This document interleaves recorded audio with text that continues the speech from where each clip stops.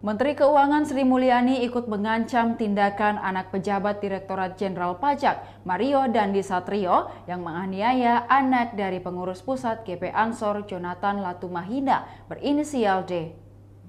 Dari informasi yang ramai beredar di media sosial Twitter, sosok pejabat tersebut diduga adalah Rafael Alun Trisambodo yang menjabat sebagai Kepala Bagian Umum Kanwil Direktorat Jenderal Pajak Jakarta Selatan II. Atas dasar itu, melalui akun Instagramnya, Sri Mulyani langsung menginstruksikan Inspektorat Jenderal Kemenku melakukan langkah sesuai aturan untuk penyelidikan jajaran yang ditengarai melanggar aturan dan Kemenku terus melakukan tindakan disiplin sesuai aturan ASN yang berlaku.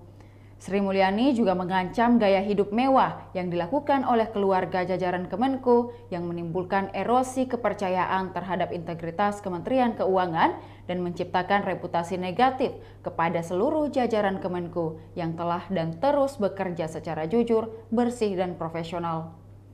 Saat ini Mario sudah ditetapkan sebagai tersangka dan ditahan. Dari info yang beredar pula, mobil Rubicon ikut diamankan di Polsek setempat.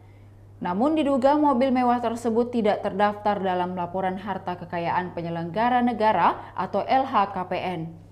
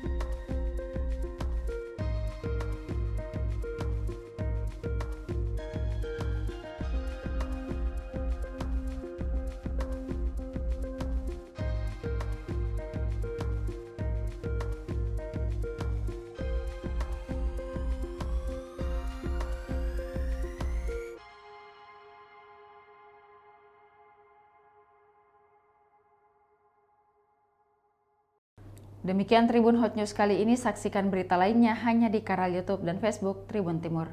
Terima kasih sudah nonton, jangan lupa like, subscribe, dan share ya!